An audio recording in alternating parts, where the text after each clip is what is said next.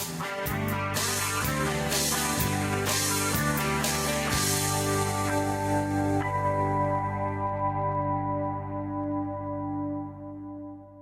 you doing, everyone? Welcome to the program. Today, I am excited and blessed to have you here today to get to discuss current world events and topics. And we're going to go look through them through the eyes of a Christian give you a Christian perspective of things that are going on today. Hope you're having a good weekend. Happy Independence Weekend, ladies and gentlemen. We celebrated America's birthday with the 4th of July. We had a great 4th of July. We had fireworks. We had a buffet, I guess you could say. Our church every year does a great job putting this event together, and we just enjoyed hanging out with friends and having just a good time. I'm a little sore because I played volleyball. I'm trying to act younger than what I am, and we got some great topics lined up for today. And first off, I just want to give you a opening monologue and talk about the double standards that are in this country. To start off, in the Bible, it says in James 1:8 that a double man is unstable in all his ways. You know that one person that tells you one thing and does another?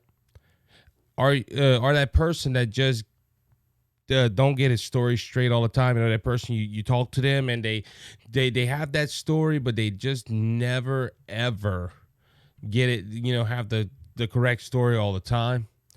Or that one person that tells you something is wrong until he does it or she does it, or someone else that they know do it. You never had that person, hey, you shouldn't be doing that until they commit the act or the sin, and all of a sudden it's okay. It's fine. You go ahead and do it. Now, you might be saying, Isaac, what does this have to do with a double standard? If you're watching or you're listening and you see the title of this episode, well, it has a lot to do with it, actually. Just replace the word man with anything, a religion, a political group, or media. We see this all the time.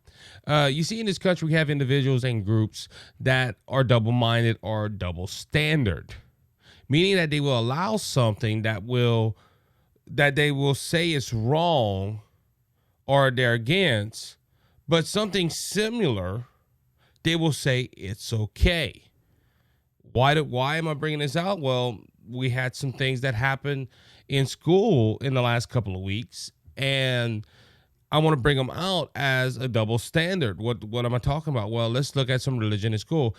This week, and this is from ToddStearns.com, Louisiana to require 10 commandments in classrooms. So Louisiana became the first state in the union to go ahead and push for the 10 Commandments to be displayed in the classroom. Now, they're not the only state that have done something like this. Oklahoma schools, and this is from Fox News, required schools to teach the Bible and the 10 Commandments as historical context. That's right. Louisiana and Oklahoma passed laws that said the 10 Commandments and the Bible are to be shown and taught in all state public schools as historical context. That's amazing. And in historical context, look, I did a TikTok live recently, and somebody asked me about other religions, and I said, look, in a historical context, I'm not against it. But when it came to the Bible, some were like, oh no, separation of church and state. The left says this all the time. The left will say, no, you can't teach the Bible because of separation of church and state. And it's a religious thing. You shouldn't be doing that. But what about other religions in school? I just talked about it. There's other religions that are taught in school as historical context or a culture lesson, and that's fine. But my point right here should be, if you say that religion can't be taught in schools, that means all religion, just not Christianity. This is the problem that I have with these issues with the Christianity being taught in school. You say, well, Christianity can't be taught in school, but all other religions, it's okay for all other religions to be taught in school. That is not right. Now, they had some people on TikTok when I went live the other day, and this is a question that has been asked by me a lot. Well, Isaac, give us some proof that other religions are being taught in school or being pushed in school. Well, there's this article from 2017 from the California Family Council, and this is the article. California School Board votes to incorporate Islamic heritage into curriculum. And if you read the article, the California School Board says, look, we're going to go ahead and give you time in this curriculum to study the Islamic heritage and also the religion. Now, the California School Board at that time said, look, well, no, this ain't teaching religion in school. This is just just showing somebody's heritage. The problem with the Islamic community, their heritage is their religion. Now, I understand there's some well-known evangelists that say they respect Muhammad and some of his teachings. I'm not going to say Muhammad had all bad teachings. He talked about feeding the poor, and he talked about how Jesus was a good man, but they denied the deity of Christ. And if you look at a lot of what Muhammad taught, it was violence. This is all in the Quran. But it's okay for the school system to push the Islamic heritage into schools. Now, some people say, well, it's 2017. To my knowledge, they never repealed this law, or they never repealed the decision by this California School Board. I was trying to look for the article and could not find it, but a while back, we got word that in California, they were pushing for a Muslim week, I think it was called, where people, or the young children, could dress up as Muslim characters or dress up in the way that the Islamic Quran tells people to dress. And they were praising. This was in California schools. Now, researching this, I saw schools in Maine. I saw other schools trying to incorporate some type of religion, this is including Islam, into the schools. Well, what happened to separation of church and state? I guess that's only pertains to Christianity being taught in school. Now, I got another example I want to talk about. What about atheism? Now, a lot of people look at me with, Isaac, atheism is not a religion. Now you're stretching it. No, a man or a woman that goes around saying they don't believe in God, that is a belief they have. See, it's funny how atheism works. Atheism will tell you, your faith is based on a belief. Our faith is based on fact. And they get this from the theory of evolution. Well, if you read, we're doing a study right now on apologetics. Let me just, this was not in my notes, but I want to bring this out. Atheism believed in the beginning there was nothing, zilch, nada, nothing created everything. And that goes against the second law of thermodynamics. It goes against a lot of scientific points where nothing came from something. That's what evolution teach. I believe that God said, let there be light. And before that, there was nothing. But when God said, let there be light, guess what? Light came. Now, there's a lot of renowned atheists and agnostics that are starting to say, you know what? The earth had to come from something. They had to have a beginning. And they're getting closer and closer to the Bible. But atheism is a belief. And they don't go to church and all this stuff, but these people act like this is a religion. So I look at it as a religion.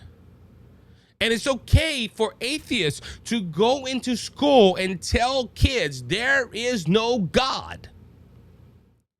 They get to go into school and they express their belief. And again, people on the left will say, well, that's not a religion, Isaac. That's just them going to talk about science.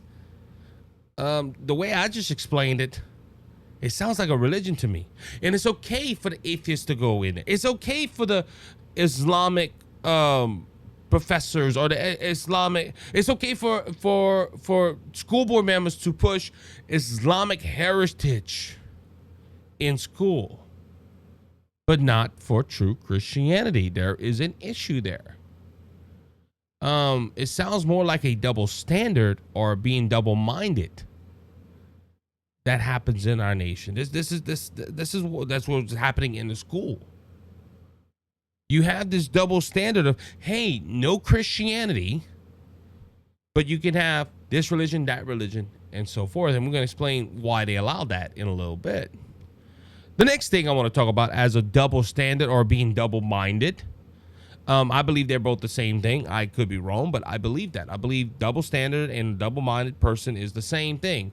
The media for months have been telling us that Joe Biden is up to par to be president of the United States and that he's fine. You know, he can run this country.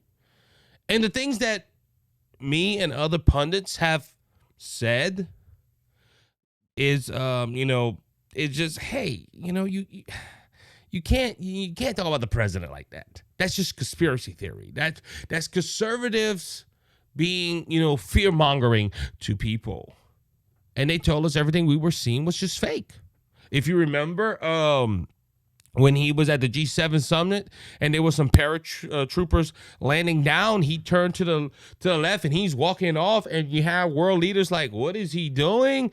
And we were told, hey, that's all fake. Some conservative put pieces of video together, or him, walking off a stage and Barack Obama leading him, or his wife Dr. Jill Biden leading off the stage. We had this for months. We had the media telling us, hey, that's just not right. That's all fake. Your eyes are deceiving you. But when the debate between Donald Trump and Joe Biden was over, all of a sudden, the media changed. See, this is a double-minded or double standard. This is more on the line of double-minded. Hey, someone go, see, the world saw Joe Biden mess up. The world saw Joe Biden mumbling and flipping over himself. They saw this. The 54 million Americans, I thought it was 70 million, but then that's the people that watch on TV. They probably was more online, because I watched it on YouTube with CNN, or I saw it with Ben Shapiro. I guess that's what it was, Ben Shapiro's Daily Wire YouTube channel. I saw it on. There was multiple people that watched it online. People saw this. Now the media had to start, hey, we have to start telling the truth. And they used some of the same footage that was told to us, hey, this is fake. Or they start using some of the stories that was told to us, hey, that's fake. That's fake news. Don't even touch that. But now all of a sudden, for the purpose of credibility, they had to start showing the things that were going on with Joe Biden. And there's still things that are going on with Joe Biden right now. But they switched it up, and they're double-minded. Or they have a double standard. Hey, while people didn't know, we can go ahead and lie to them. And then, all of a sudden, no. Remember at the beginning, I talked about those people that never get their story straight. That is considered a double-minded person.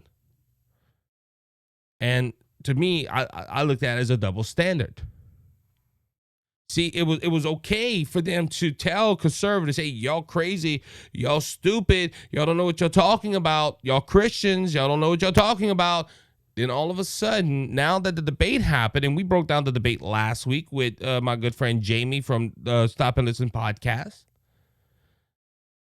all of a sudden now it's, a week after, it's, well, the media is now getting it right, because they were caught in a lie, and they have to, hey, we got to do something different. Now, there's many reasons why this country is going down the drain. And I believe that this is one of the main reasons why this country is going down. I honestly do. I honestly think that this is one of the reasons why this country is going down. Because let's look at the scripture again. It says that a double-minded man is unstable in all his ways. That is in the Bible. That is James 1, verse 8. Now, the context was talking about doubt and trials and stuff, but that is a pretty strong life lesson. Now, again, take the word out man and put anything in there.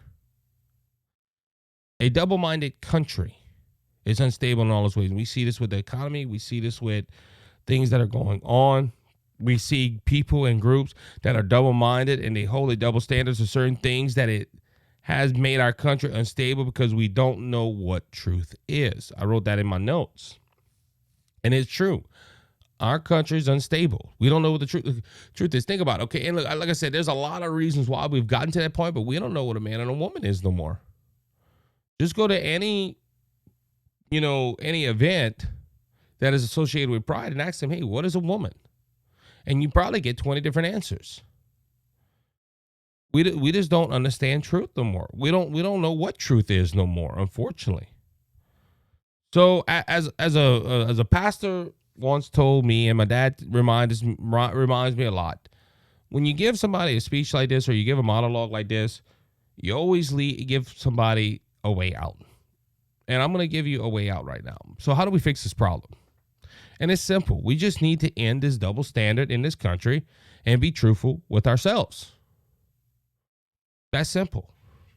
This double standard is because people are confused. People, have they want to push an agenda and it's built on lies. So they have to say lies to cover up the lies. And that's where you get this double standard or this double-minded mentality.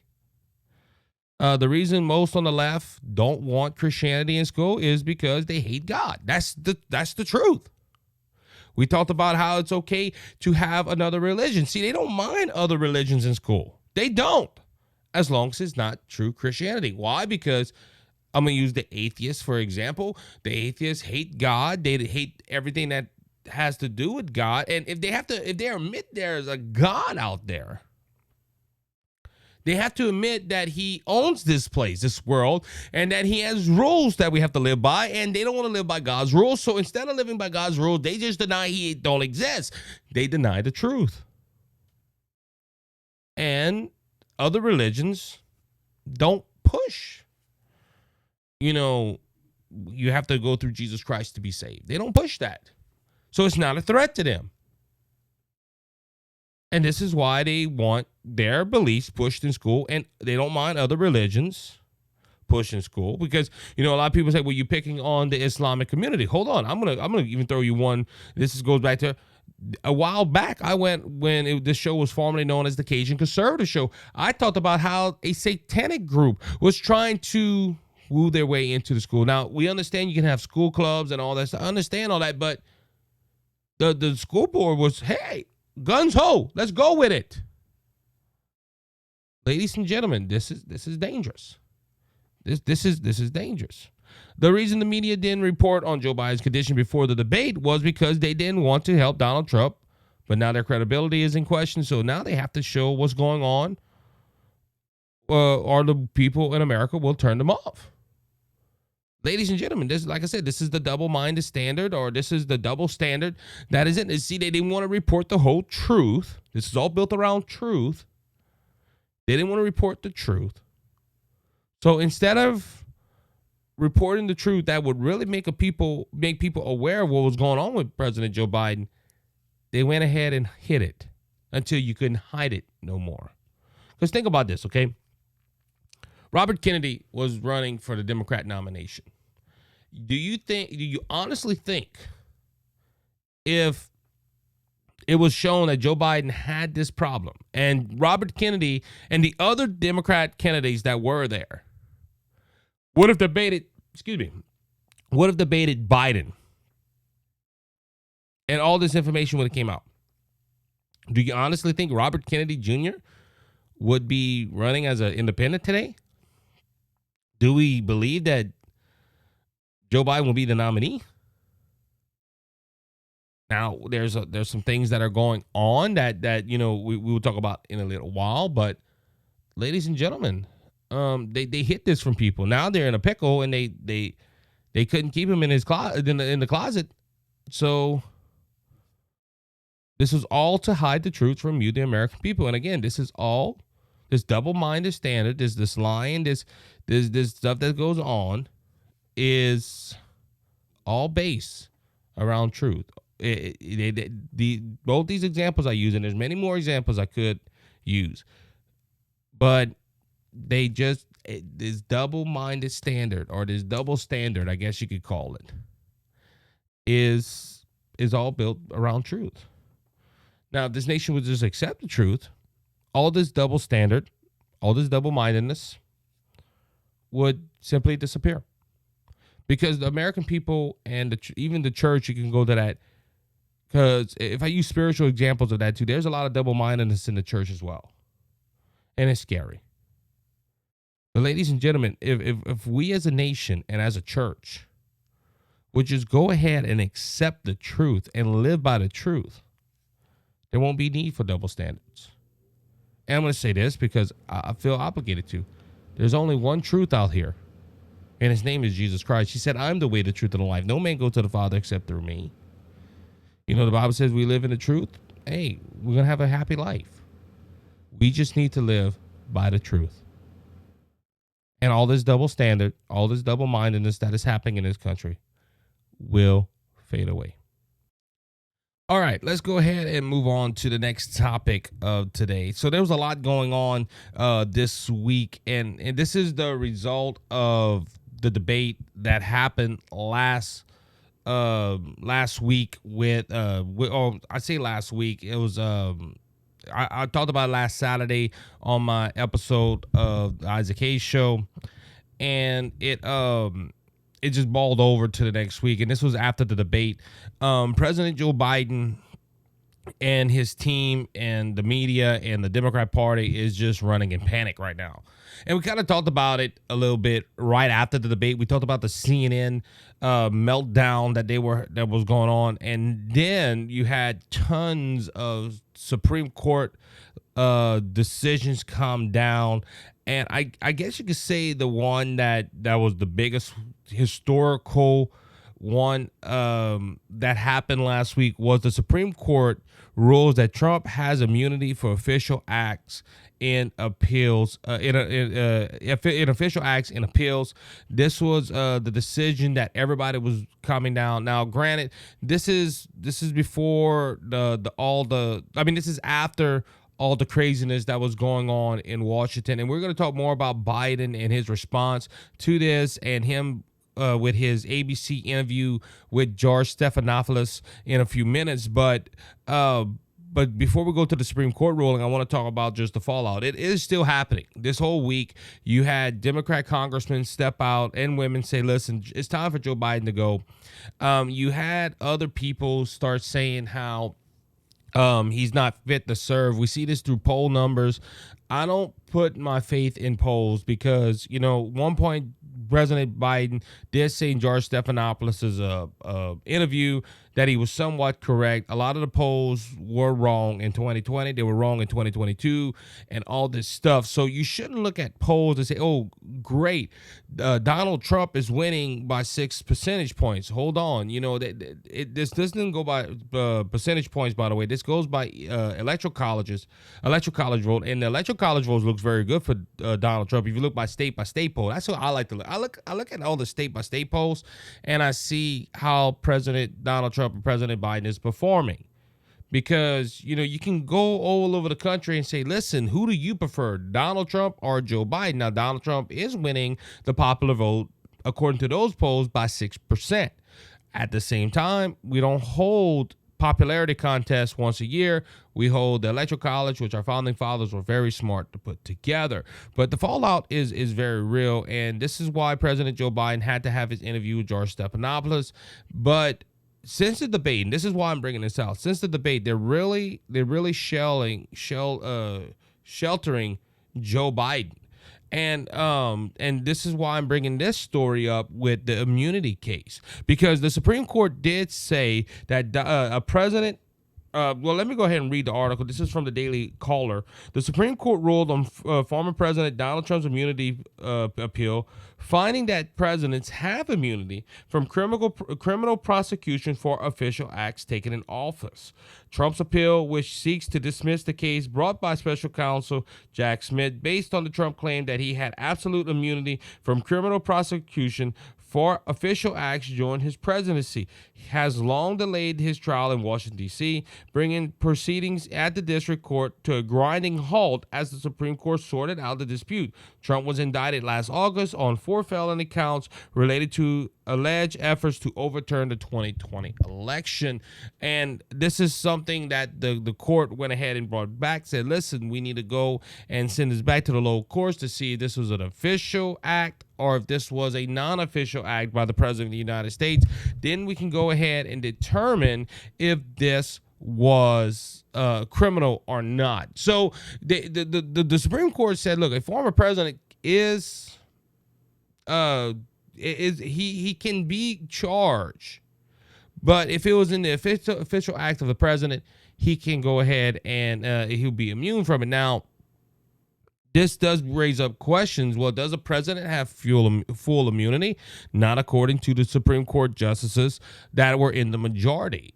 Okay, they didn't. Basically, this ruling did not change anything for the presidency of the United States.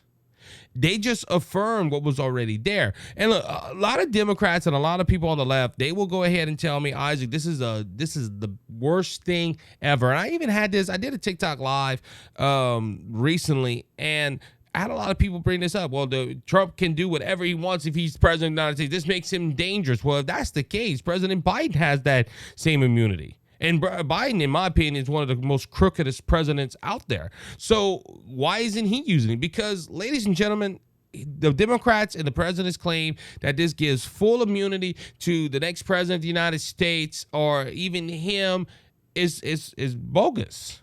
Because, yeah, a president is not subject to criminal prosecution, but Congress can still remove a sitting president if he gets out of line. This is what's good about our system of government. There's two ways for a president that can be removed. That is the 25th Amendment and impeachment.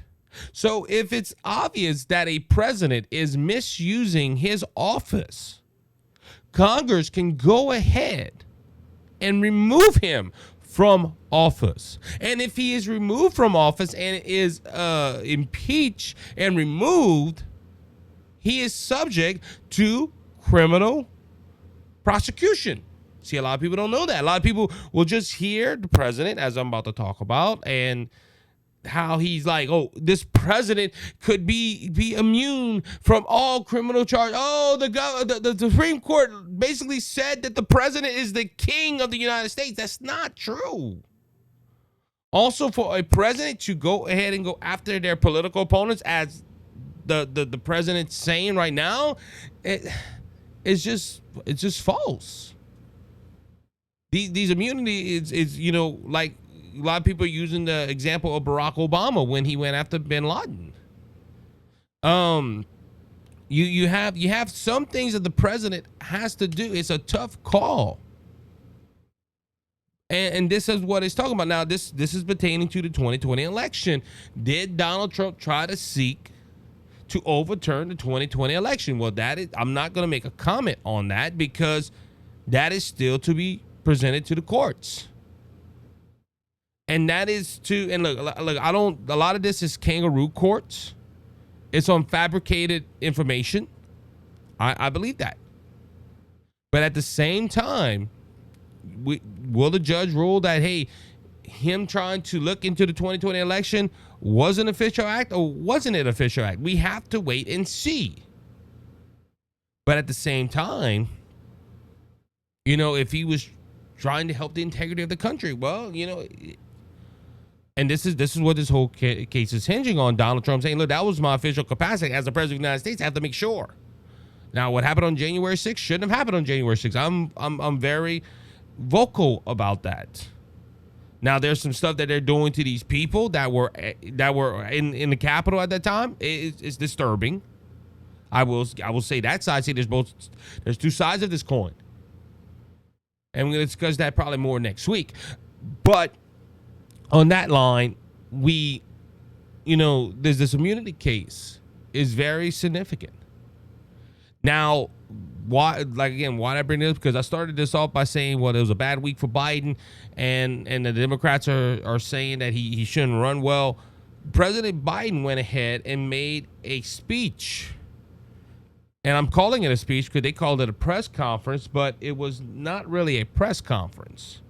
From the Daily Caller, Biden reads teleprompter for 5 minutes, takes no questions, and first major post-debate appearance.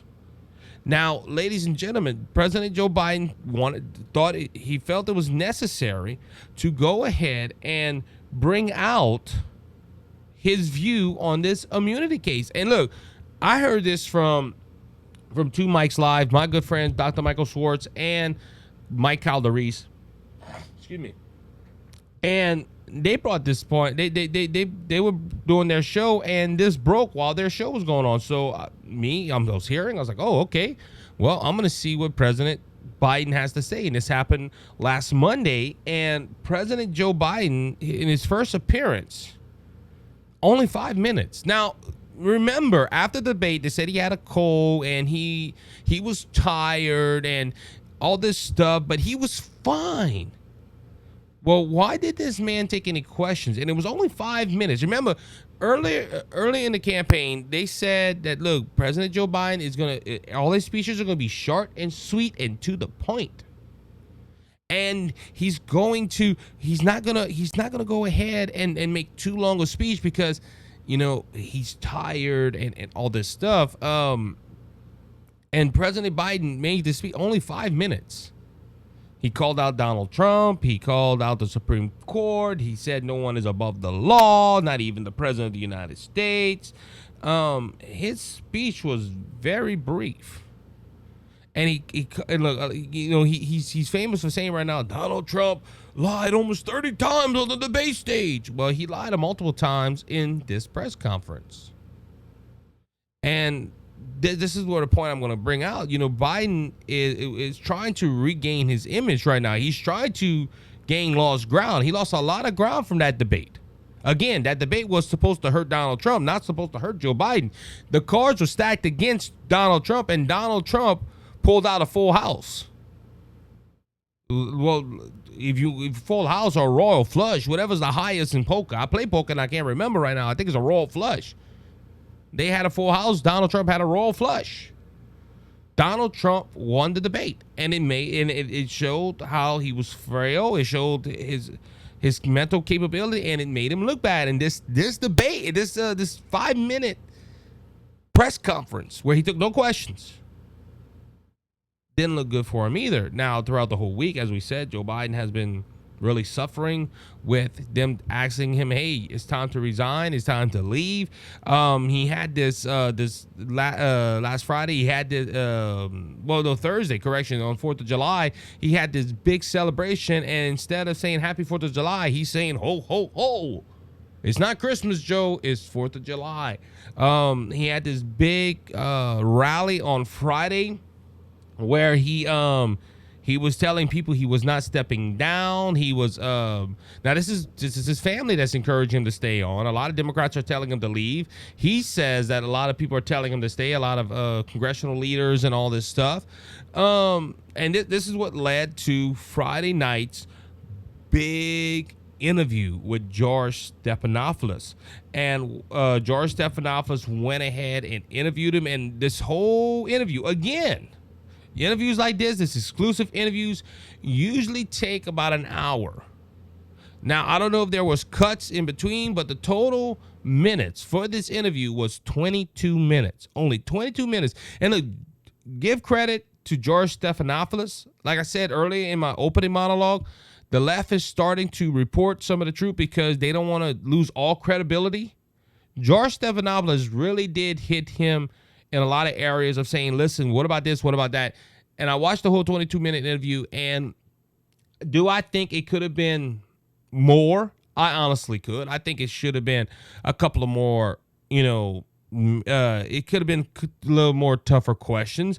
And again, on this point, ABC did offer an interview to Donald Trump as well, and Donald Trump declined. And on that point, why would Donald Trump debate go on ABC and other news networks now? Donald Trump, he has been going to rallies, but as for the media scene, he has been pretty quiet. I don't blame Donald Trump. If Donald Trump keeps quiet, he look, he don't have to do that much campaigning. Biden really did the campaigning for him on that Thursday night debate and on this interview.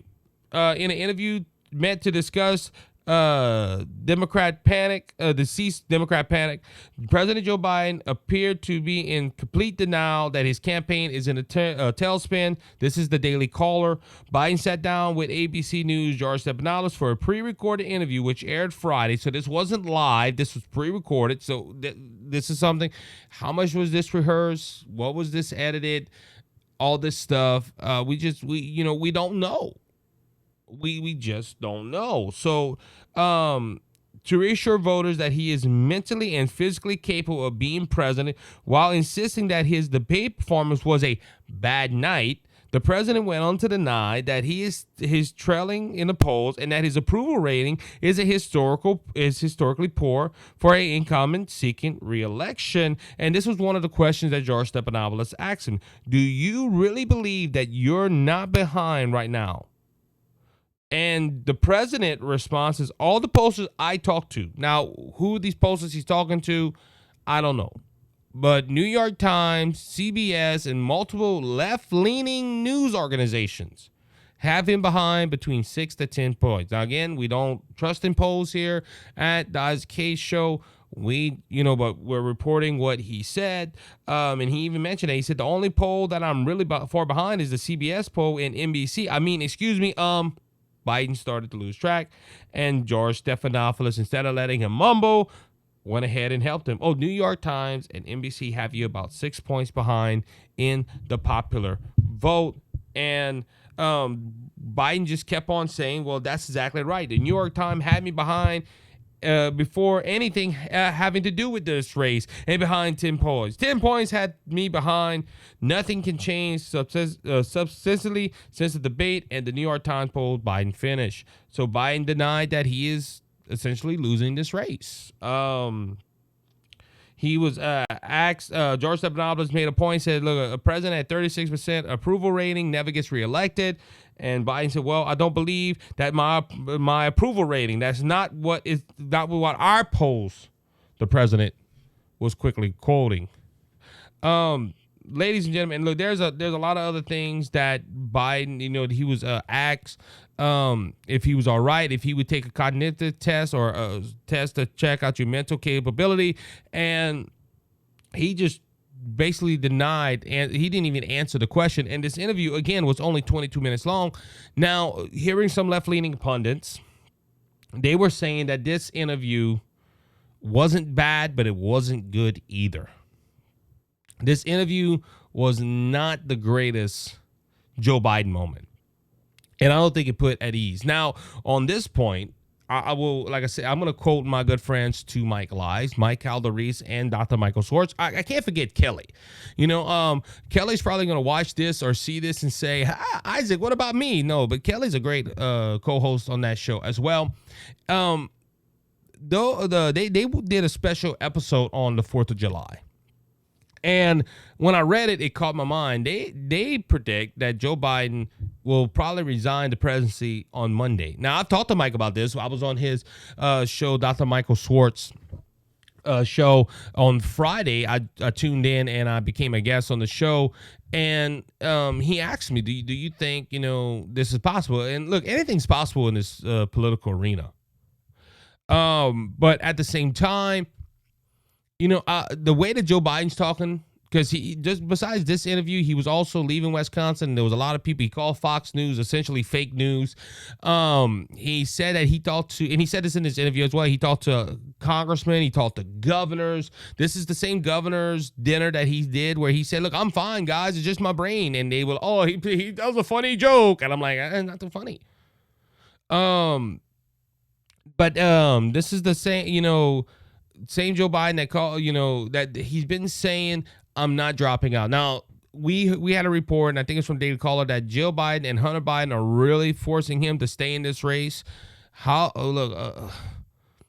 is a loving son and a loving wife. I'm just saying, you see your husband in decline or your dad in decline, you try to take care of him. No, they're just pushing they just pushing to keep him in there, and there's personal reasons why Jill and Hunter Biden want to do that. But according to Joe Biden, he's staying in the race. But according to Mike's Live, they believe that, hey, they have some sources that are saying that Joe Biden probably will resign on Monday and he will give the reins to Kamala Harris. Now, I don't agree with Kamala Harris, but what we saw on the debate stage, Joe Biden is not fit to run the country, but that's a double-edged sword right there.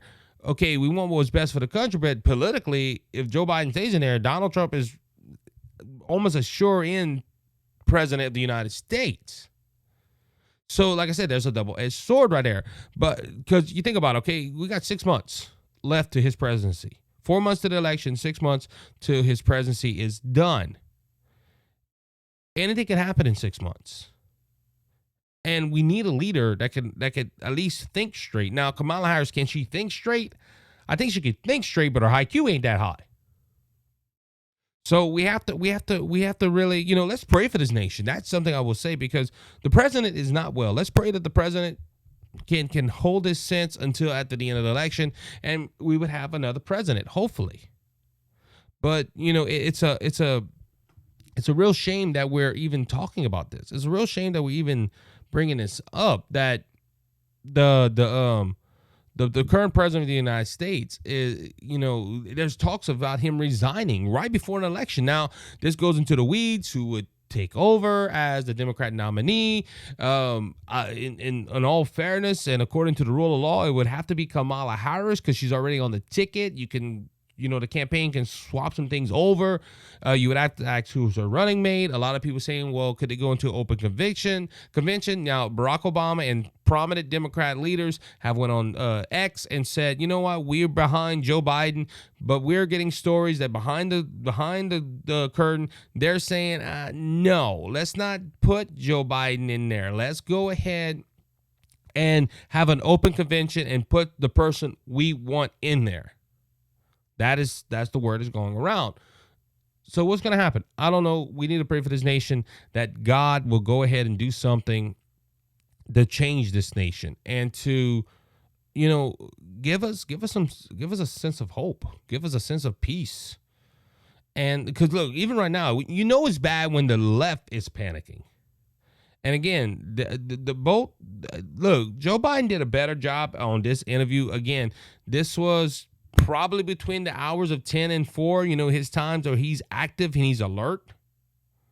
But it wasn't a cold, in my humble opinion, that messed him up the other night. Because even in the interview, it's funny how you watch this, and I saw Donald Trump and Joe Biden, majority of the time they showed a split screen. And you had Joe Biden in that interview with George Stephanopoulos saying, it's hard to debate a person because, the mic was muted, but I could still hear him mumbling and complaining. And I started thinking last night, well, what else you got to, Joe, the next debate, you want y'all both in separate rooms? Let's do it. Let's even make it better so you don't hear the mumbling and the complaining in the back. Let's go ahead and put you in a whole nother state and looking into a camera. It might help because you can have a teleprompter. That's how the last debate was. The last debate, they went ahead and, cuddled Joe Biden to give him everything he wanted, and Donald Trump could not do nothing. Now Donald Trump has the upper hand. Donald Trump even challenged Joe Biden to another debate, and Joe Biden ignorantly said, yeah, we're going to do another debate. I hope he debates me. Donald Trump's ready.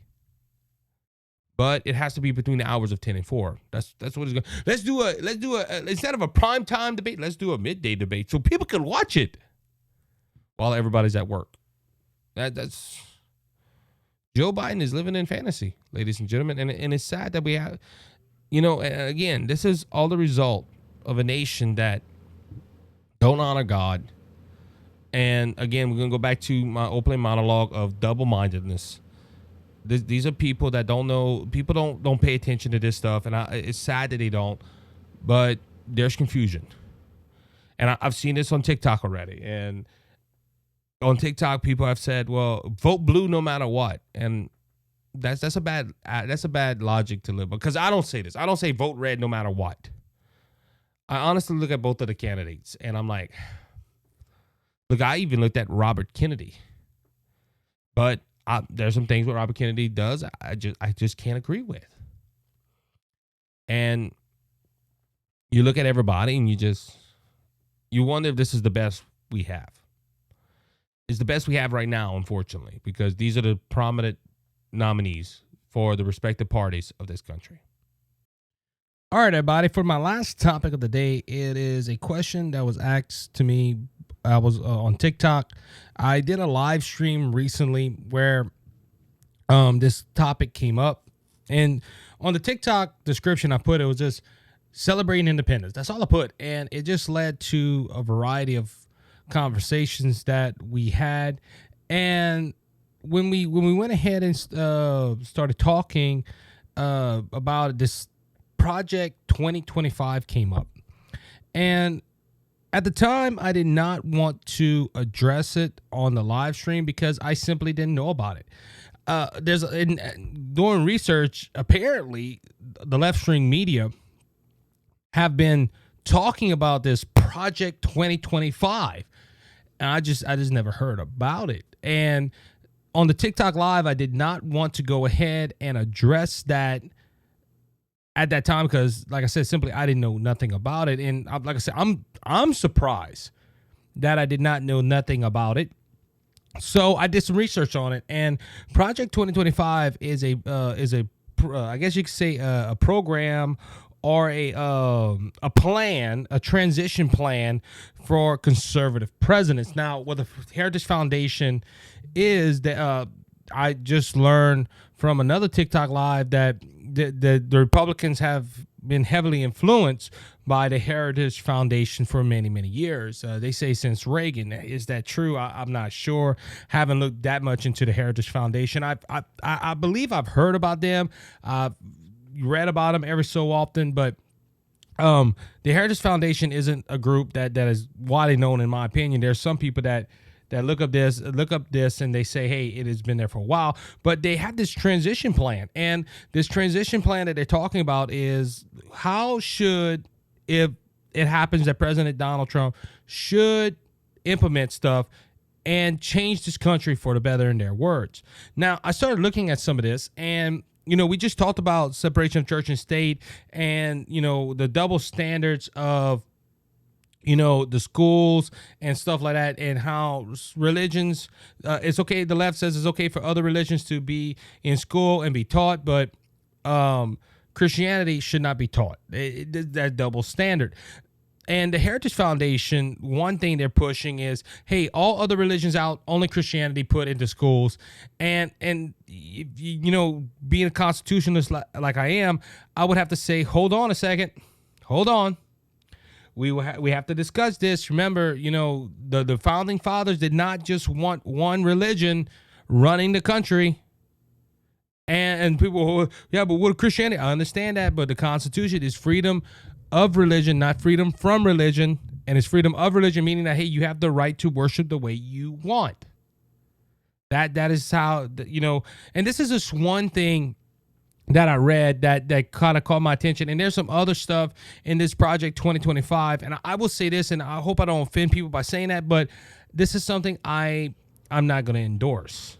I'm not going to endorse Project 2025. It's not that they have some stuff I agree with. I do agree with some of the stuff they're pointing out. But my issue with Project 2025 is they're trying to push stuff that the Constitution says, hold on a second. Now, this is a conservative group, and I'm not going to go ahead and say that they don't have some good people in this group, but I'm going to use, for example, okay, there's a video of the person that pushed this together saying, hey, this is going to be the bloodless revolution if the left allows it to be. Well, that right there is not really good terminology to use. That is just my humble opinion. And there's a lot of issues with Project 2025. Now, Donald Trump has made a statement on this. It has gotten, especially I think in the last week, this Project 2025 has really exploded because the left needs something to tie Donald Trump to make him look bad, that people will say, hey, let's vote for Biden again if Biden is the presumptive nominee or he becomes the nominee of the Democrat Party. But Donald Trump has made a statement on Truth Social. He slammed the Heritage Foundation's transition plan, claims parts are ridiculous and absurd, whatever that word is. I'm sorry, I'm not the greatest reader. But former President Trump attempted to distance himself from the Heritage Foundation Project 2025, claiming he had nothing to do with it and that parts of it are basically ridiculous. Trump disavowed the efforts in a post to Truth Social, saying he didn't know who was behind the initiative that offers recommendations on how the future Republican president can begin to enact conservative changes upon entering office. Donald Trump said, I know nothing about Project 2025. I have no idea who is behind it. Trump wrote, I disagree with some of the things they're saying, and some of the things they're saying are absolutely ridiculous. Anything they do, I wish them luck, but I have nothing to do with them. Betrayal of the blueprint for the future Republican administration to restructure many parts of the U.S. government.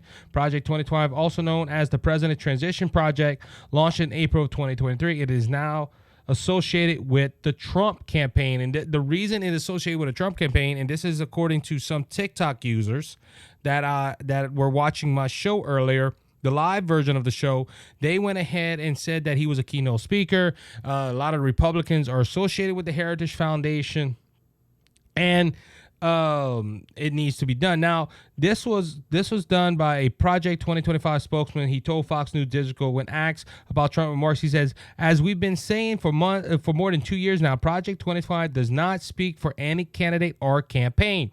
We are a coalition of more than 110 conservative groups advancing policies and personnel recommendations for the next conservative president, but it is ultimately up to that president, who we believe will be President Trump, to decide whether recommendations to be implied. Now, this Trump decision to distance himself from Project 2025 come one day after the Heritage Foundation president Kevin Roberts faced criticism from Democrats for his comments about the Second American Revolution on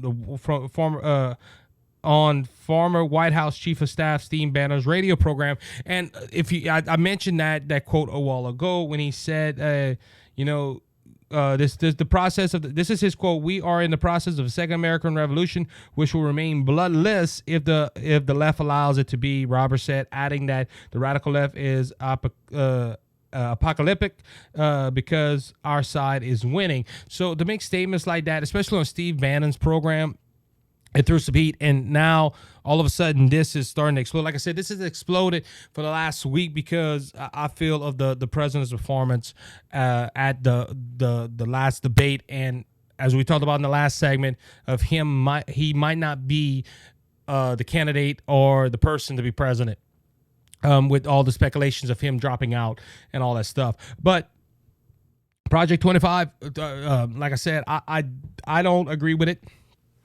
I don't think the president should look at that. Look, there's nothing wrong with taking recommendations. I'm not going to, but the way that they're wanting to transform America, and understand this is 110 conservative groups and all, but ladies and gentlemen, let's say it like this. And I didn't say this on the live show because I didn't think about it.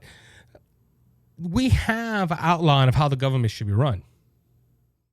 We do. It's called the Constitution of the United States of America. Plain and simple. That is the bedrock of our country, the Constitution of America.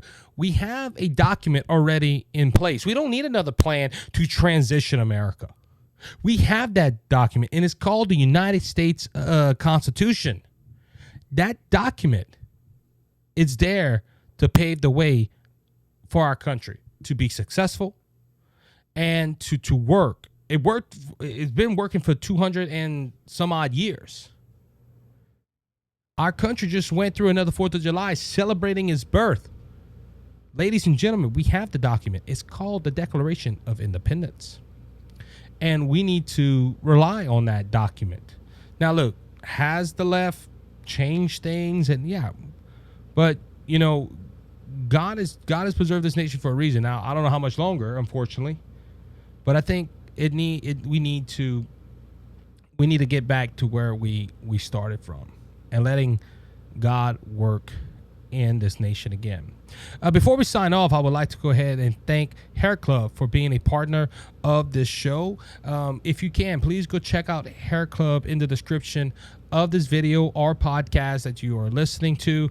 HairClub is a great American company, has offices all over the United States, have many consultants that can help you with your hair loss. If you have hair loss, there's some people, they lose their hair, they're fine with it, but there's other people that are conscious about their hair loss and they want somebody to help them out. HairClub.com will be the best place for you to start. Go ahead and check them out. Into the link in the description. Use the promo code BGSmedia10, and you get 10% off the cost. And guys, also let them know that the Isaac Hayes Show sent you. So with that being said, that will wrap up this show today. Thank you again for listening to the show. We are blessed. We are honored that you have decided to join us today. And please tell your friends, share it on your social media accounts. Go check out the Rumble Live videos on our Rumble channel, and also go check out our TikTok. We put videos up every so often on there. Be blessed. Be encouraged. You have a good one. You have a good week.